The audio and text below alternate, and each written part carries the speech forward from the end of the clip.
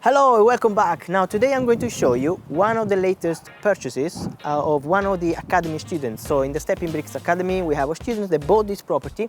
It's a 2-bedroom house and I'm going to show you the numbers in a second. But first of all, what I want you to see is it's an end-terraced house, 2-bedroom, is in a cul-de-sac, which means there's no traffic here and it's perfect for a family, for example. You could do several strategies. One is obviously a buy-to-let, but another one could be a rent-to-buy.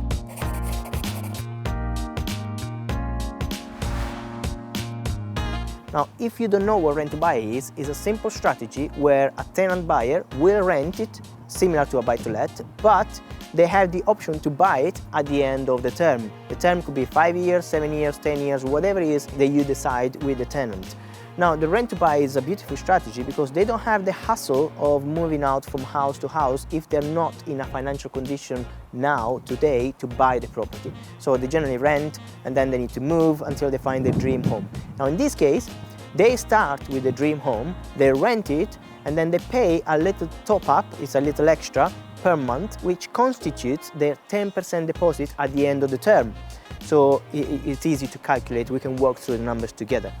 But this is a perfect example that a rent-to-buy could work.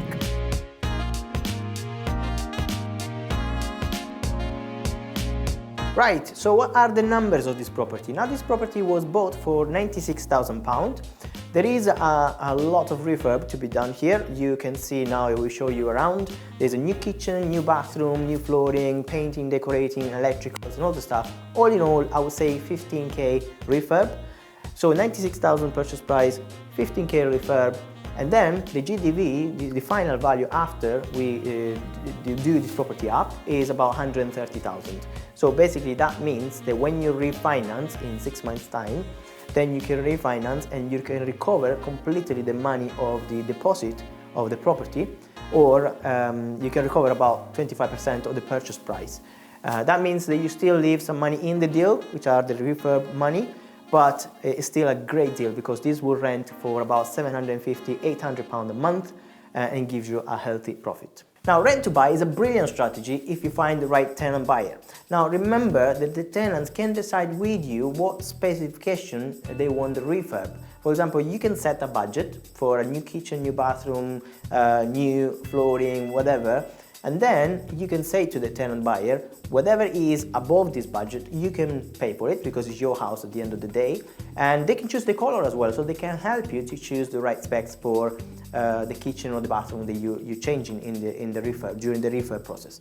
Now, if we work about numbers, how do you calculate the top-up? So remember, the top-up is an extra little bit of money per month on top of the rent that the tenants are paying. You're not keeping in your account. These are going to be kept in a separate account. It's a client account, and you can't touch this money unless, you will see in a second, there are a few options when you can touch the money. Then the top-up is calculated by this way. For example, let's say you sell the property in 5-7 years time, £100,000. You agree today on the final price of the property. Your 10% deposit is of 100,000 is £10,000, right?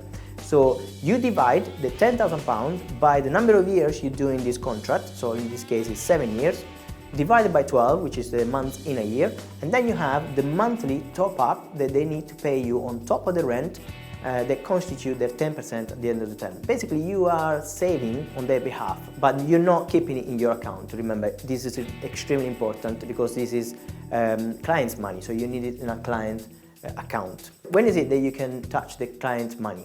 Now, in theory, never. In practice, there are 3 moments when you can decide, the tenant to lose the deposit. These 3 moments are, first of all, if they decide not to exercise the option of buying the property. So if at the end of the term they say, I want to move somewhere else, they lose the top-up that they accumulated. So you are entitled to keep it. Now, the second moment is if they damage the property, they trash the property. And the third one is if they don't pay the rent and they default into the contract, so they breach the contract. So either of these 3 options where they don't go ahead with the rent-to-buy contract, then they will lose the deposit. Of course, if they trash the property in the first month of the contract, that is a trouble. But if they trash the property, for example, in year 5, then you still have enough money in the deposit, in the in the client's account, then you can pay for the damage that they caused. There are different kind of contracts you need for rent to buy. Remember, you cannot use the normal tenancy agreement. You need to have the tenancy agreement in place, whether you are in Scotland, in Wales, in Northern Ireland or in England.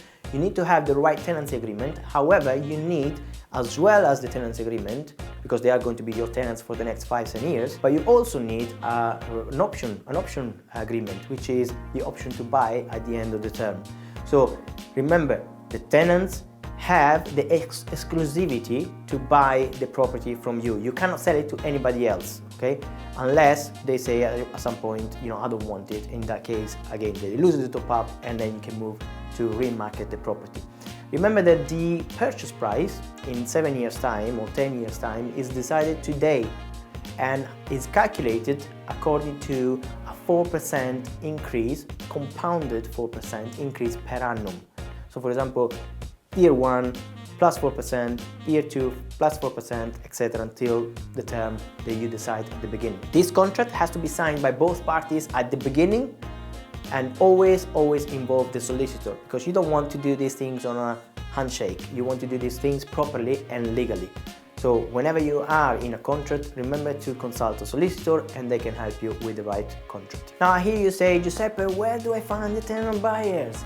It's super easy. It's exactly the same as you find a tenant, but just on your advert you can write, this is a property for a tenant buyer. So a rent to buy contract, and you explain what you need in the advert. Of course, if they're interested, they already know that this is not a standard tenancy, but is a tenancy with a view to buy the property at the end of the term. So you will attract only people that are interested in this scheme.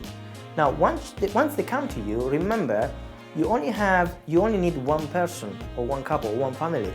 But then if you had, let's say, 10 people inquiring about the rent to buy, that means you have now a pipeline of 10 people, well, 9 people, because one you rented, 9 people, they are looking for a house from you.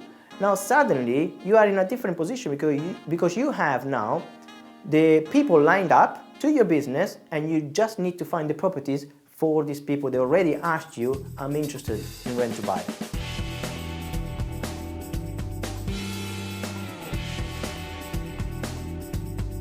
Now, if you like this video, you just need to smash the button, subscribe, like, share it if you find it useful, and remember to comment and ask any questions below. Let me know what you're doing in property, what kind of projects you have, and what vision you have about your property strategies. I'll see you in the next video.